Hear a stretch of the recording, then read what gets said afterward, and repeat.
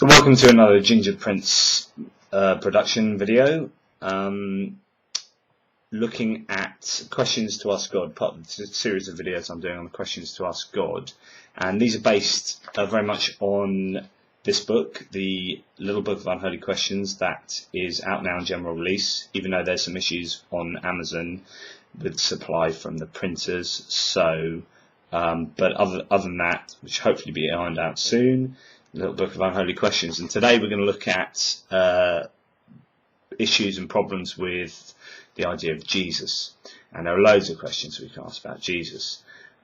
So I'll just start off, narrow it down to a few fairly obvious ones at the beginning. So Jesus is a fairly central character to Christianity, unsurprisingly. And there's a lot about Jesus that doesn't really make sense. And we look at the really core of who Jesus is and how he came to be, we can get the ball rolling. So Jesus was immaculately conceived, apparently. Now this might have seemed, you know, all good and well in a time when we didn't really understand reproductive biology, but of course we now understand human reproduction to a much greater degree than people in the biblical times, and we now understand that the human genome and human characteristics are defined by the DNA that is brought together through the genome of the mother and the father of an organism, biological mother and biological father, coming together, and the two genomes being sort of paired off to make this new genome, which defines the characteristics, both the physical and the sort of mental and so on, of the new organism. Now, Jesus, being human, should be defined by the genome from the mother, Mary, and from the father. Now, the father was not Joseph, the father was the Holy Spirit. So we have the classic issue of where did Jesus get the half of his genetic blueprint from? Now, did God just magic it out of thin air? That's not a problem. God is supposedly omnipotent, he can do what he likes, but it does beg the question on how or what criteria God used to define the genetic makeup of Jesus.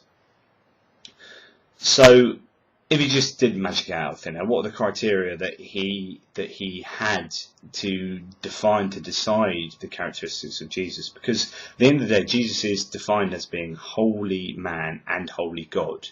Now, there's an issue here, what some people will call an equivocation of the terms man and God. Equivocation of the terms means that people get round the logical incoherence of being fully God and fully man by using different definitions of man and God than what are usually accepted in order to make them be able to fit together. So to be fully God, can one be fully man, and to be fully man, can one be fully God? Well, only if you redefine those terms in ways that are fairly unacceptable, because at the end of the day, you're equating fully God with fully man, and you just can't be, that can't be done. So you've got the issues there, but God chooses a genome for Jesus. What characteristics? How does he do that? Is Jesus perfect? And if he's so perfectly defined and decided by God, and if he is a paragon of virtue and this person, this fully human entity that is put up on a pedestal, then is that not unrealistic, since he had God deciding half of his genome? Is that a genome that could have naturally come to be through natural selection? And in which case do we have the right to call him fully human?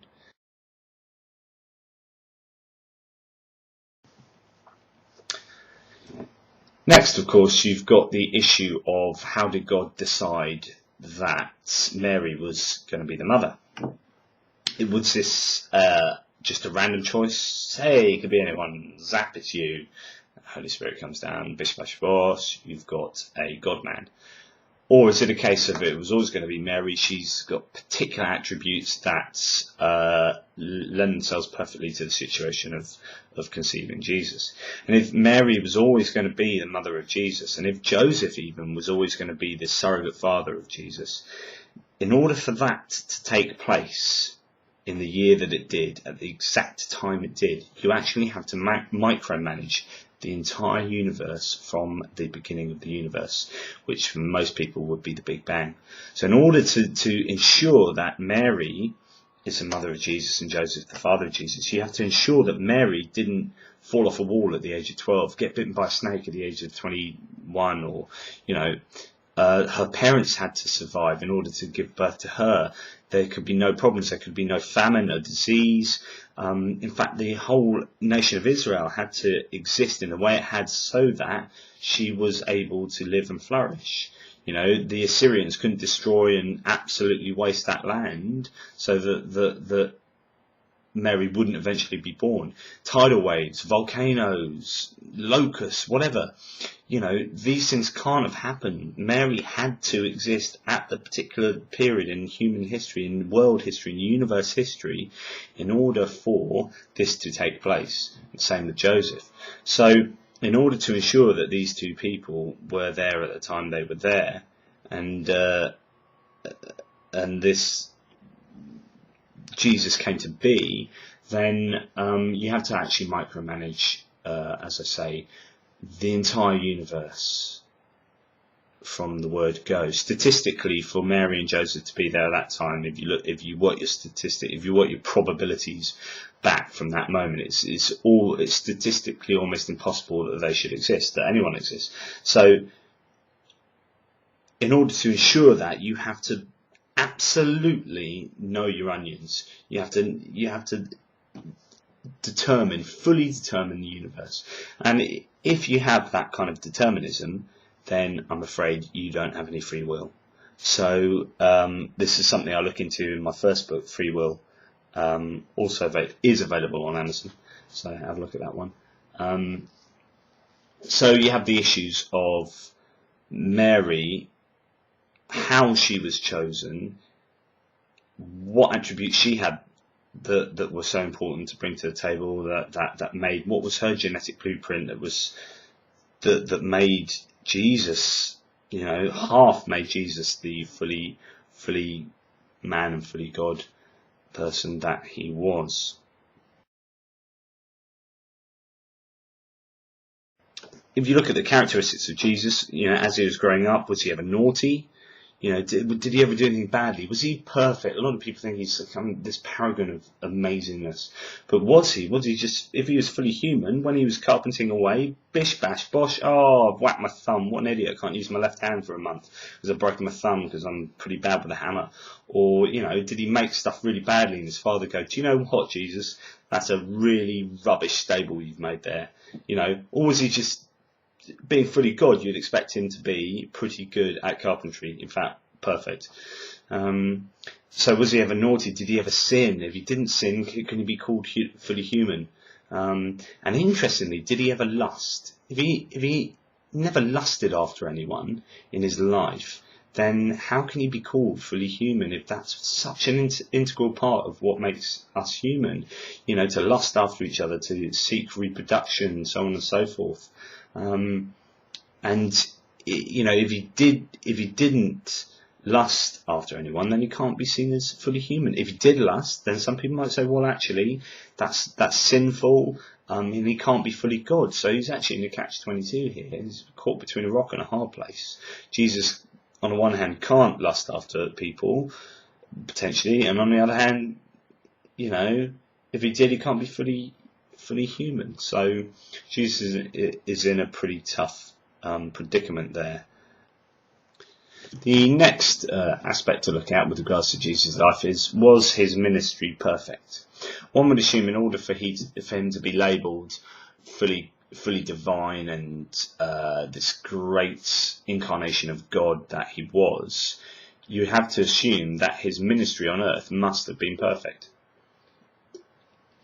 Not to be perfect in his ministry means that you're effectively saying, well, God kind of defines that. God the Father, God the Trinity, however you want to define God.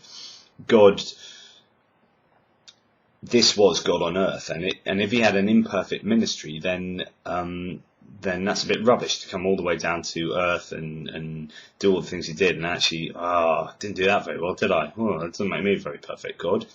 Oh, I messed that up. Oh, why didn't I talk about slavery? Oh, slavery is bad. Why didn't I just condemn slavery?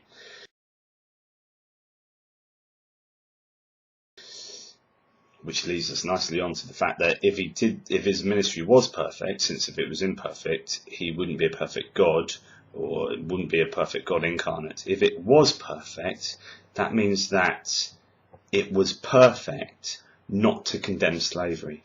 Jesus never openly condemned slavery. In fact, the Bible has been used to advocate slavery throughout the ages, rightly or wrongly.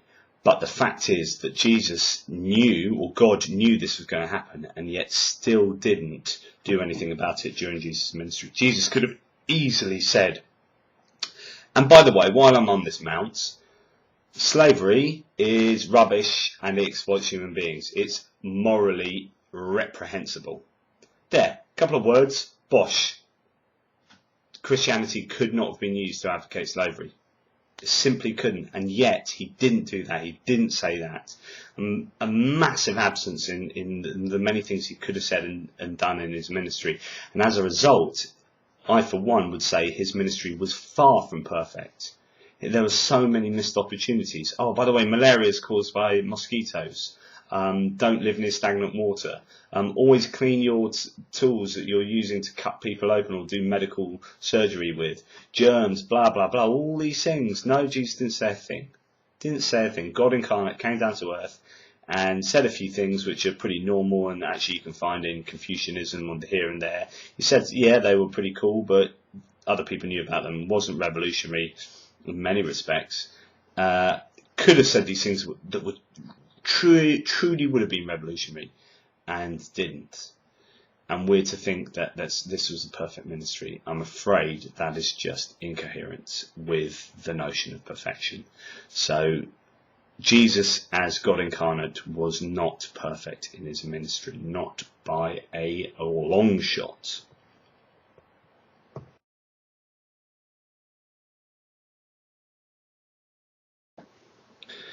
Few more things. Praying to God. Jesus prayed to God. What's all that about? How can you pray to yourself? How does the Trinity really work? And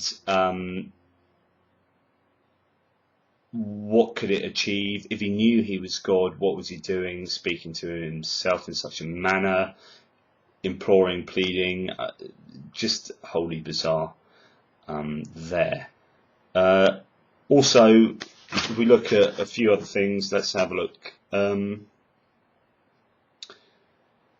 That does beg the question about Jesus' powers. Would any kind of omniscience, omnibenevolence, omnipotence, and omnipresence, or anything else you want God to have? Did Jesus have any aspect of these or not? Because clearly, from his life, it seems that he didn't have these things.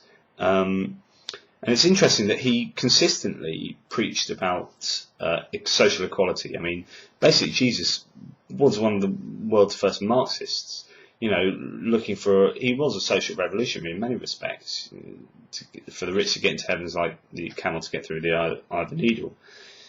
In which case, shouldn't Christian America and other Christian organisations be absolutely anti sort of the capitalist republicanism sort of way of life that pervades, particularly in the States, where you have the Christian right being very much associated with republicanism and capitalism and the right wing, which is as far away from many of Jesus' teachings as you possibly get. I don't understand how that works. I know this isn't necessarily a question to ask God, but it's a question to ask the many Christian organisations, many Christians so-called Christians in the world, who love the big buck, the American dream, making lots of money, but they ain't going to get into heaven so easily, I don't think. Well, I'm not sure it exists, but there you go. See one of my other videos on that. So yeah, more issues for Jesus as a logical and a logically coherent entity, and really doesn't make a lot of sense.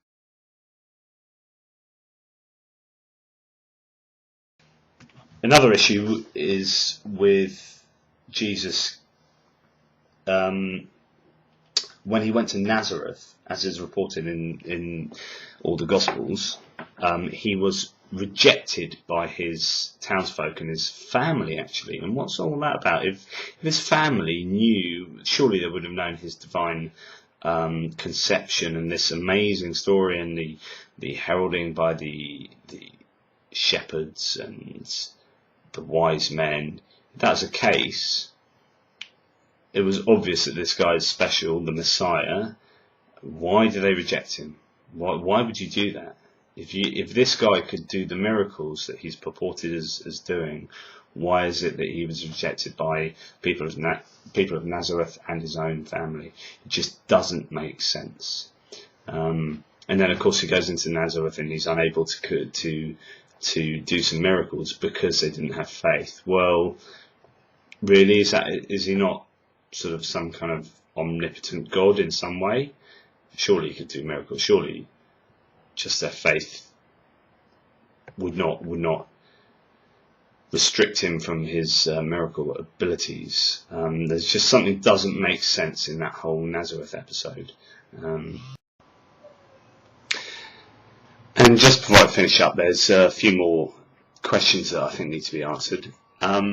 For example, in John 9, Jesus was reported as spitting on the ground, making mud and spittle ball, and applying it to the eyes of a blind man to heal him. Is this not magic?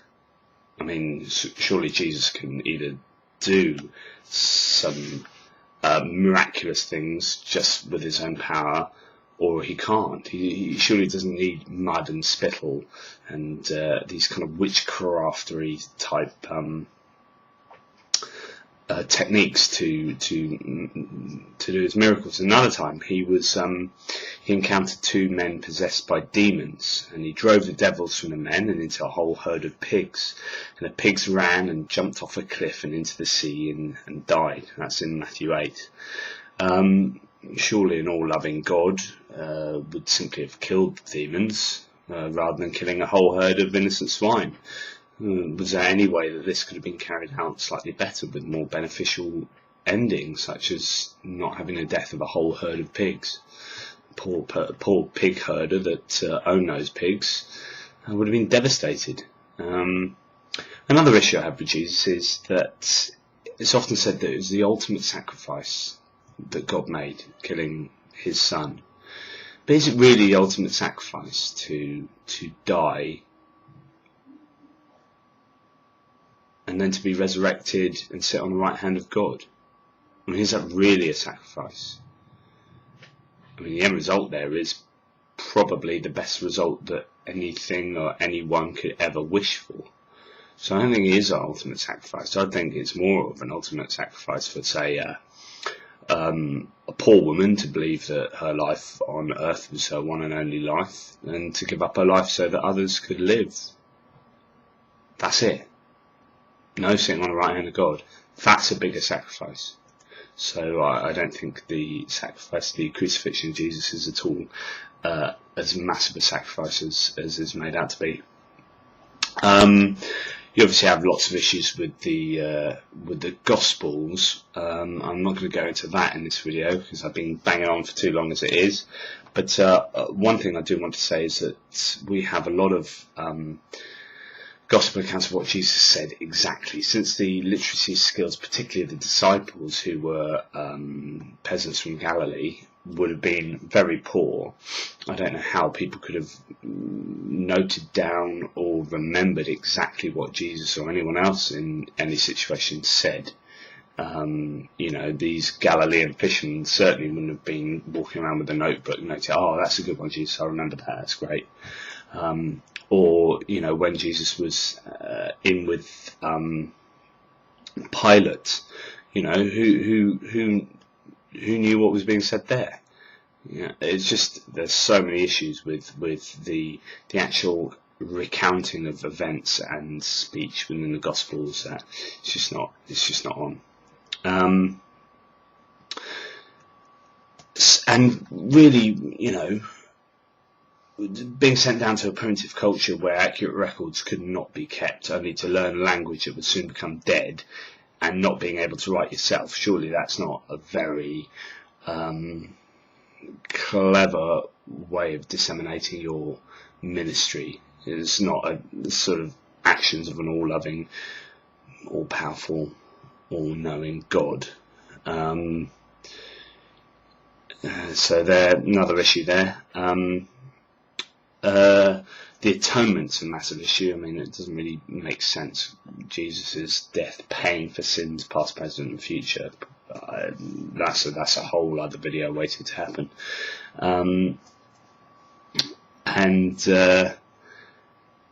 Also, Jesus says in the Gospels of Matthew and Luke that it's through God that he casts out demons. How is it that Jesus agreed with all the false beliefs of the Gospel writers that ill, epileptic and blind and deaf people were not those things, but were in fact possessed by demons? I mean, that's ridiculous. You know, it goes along with why didn't, going back to a better ministry by coming down to earth and telling people that malaria is a bad thing. You know, you just missed an opportunity there.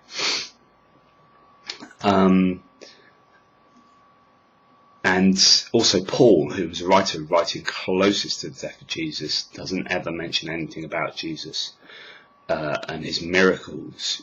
No recounting of any sort of event. So that's kind of weird how the closest historical source to Jesus' ministry and Jesus' life hardly mentions a thing about Jesus. So what's going on there?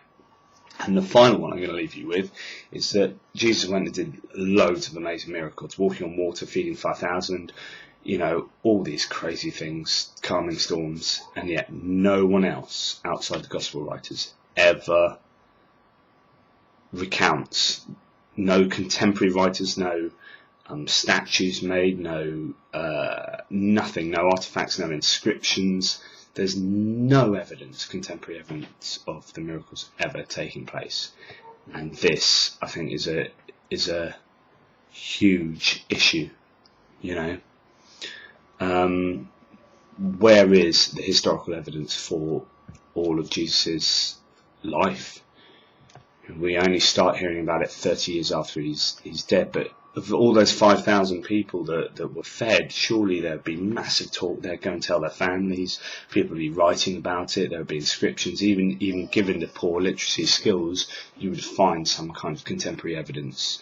Someone out of those 5,000 people would have been able to write something down, I guarantee it. And nothing. Not a sausage. So there endeth the lesson. Basically, the incoherence of Jesus seems to be pretty incontrovertible, and I can't see how the life and ministry of Jesus happened as it is claimed to have happened. It seems clear that there's so much that's incoherent with Jesus as to cast a lot of doubts on those accounts. Read all about it, buy the book, you know you want to. Cheers. Take care.